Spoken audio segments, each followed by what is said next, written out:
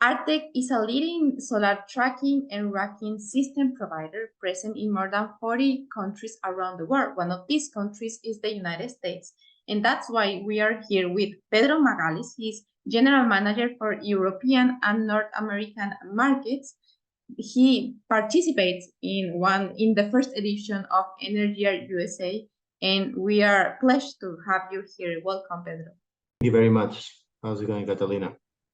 Everything going well. Thank you for being here today, Pedro. And I want to start asking you about what do you think can Arctech bring to the US market in this time? Right. So first of all, it's been a pleasure to be part of your first conference, Energy here in the United States. Hopefully that's the first of many. And, we are proud sponsors of that initiative. And we hope it's successful. Arctech is a global company. It's historically been in the top 5 tracker manufacturers for the past 5 years. And, it's got presence throughout all continents, but a very, very modest presence in North America.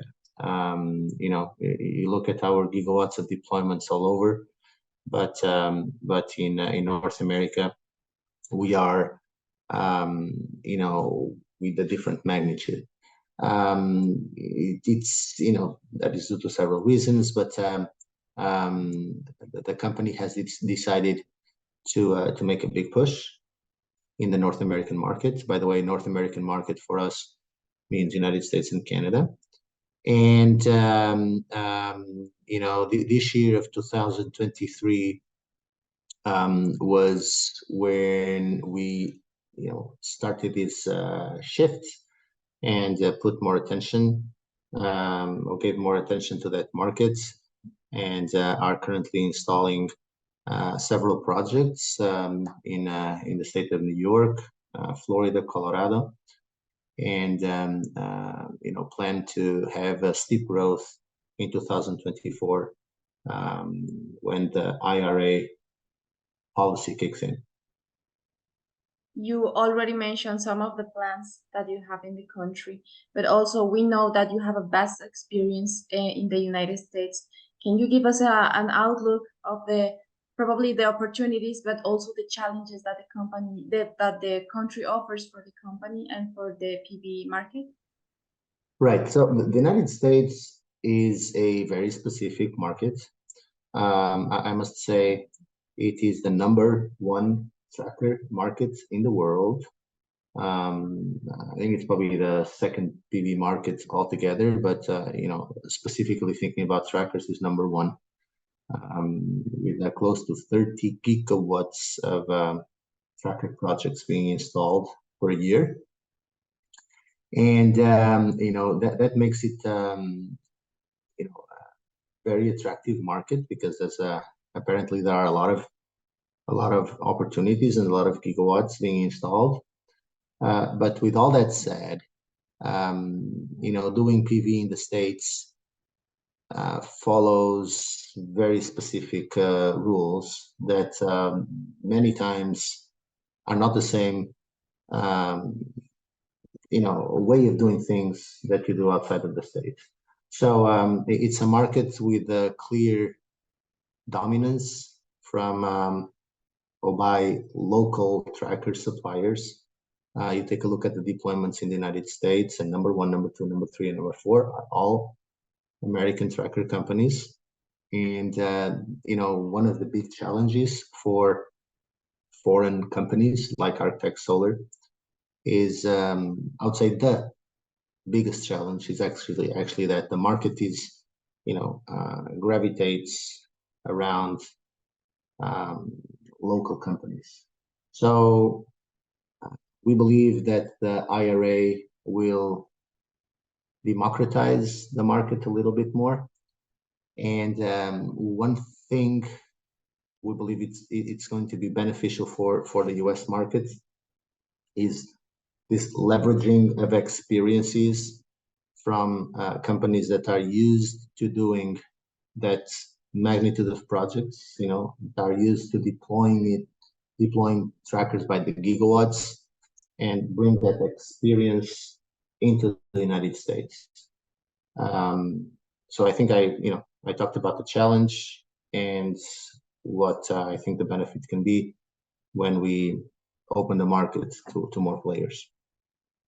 You, at the beginning of the interview, you also mentioned one of the plans of the company. I want to go back to this question. I don't know if we are missing something that we can expect for the company in the upcoming years. Right. So yes, Arctech has put, or should I say, started to execute on a plan to have exponential growth in the North American market.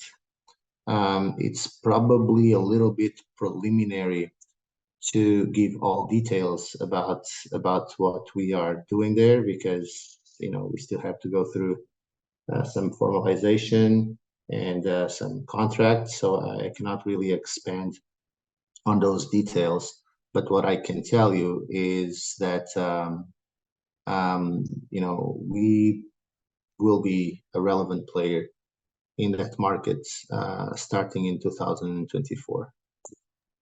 And of course, you are a relevant player right now in the company. That was your participation in the US, the first edition of NA&EU USA.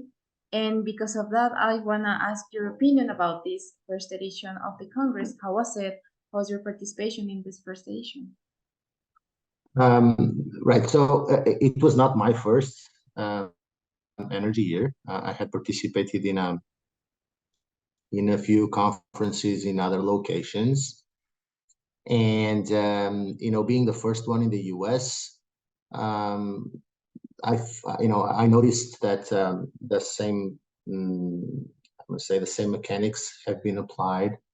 The conference was just one day, which I think it was adequate to start.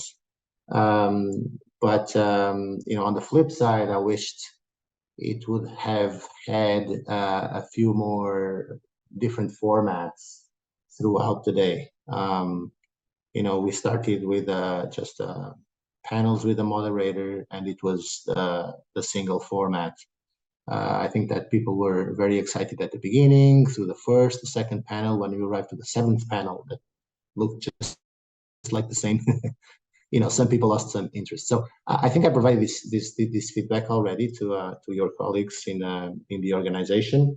All in all, the main points, at least according to my opinion, of these gatherings is that many players of the industry gather in the same location. People can have some FaceTime, can shake some hands, can learn a little bit more about each other and what their companies are doing. And in those regards, the conference was very successful. We probably needed a couple more coffee breaks so we could foster this interaction a little bit more. But we had some time during lunch, and then the event or the function after the last panel allowed for people to mingle and talk to each other. That was very good. So in conclusion, I would say it was a very positive and successful experience for us. Like everything in life, nobody does it perfect the first time. So my feedback is that probably we need a little bit more coffee breaks, some other formats throughout the day to keep people engaged and keep attracting more people. Well, thank you so much for being here today in Review Energy TV, Pedro. Sure. Thank you for the time and for putting everything together.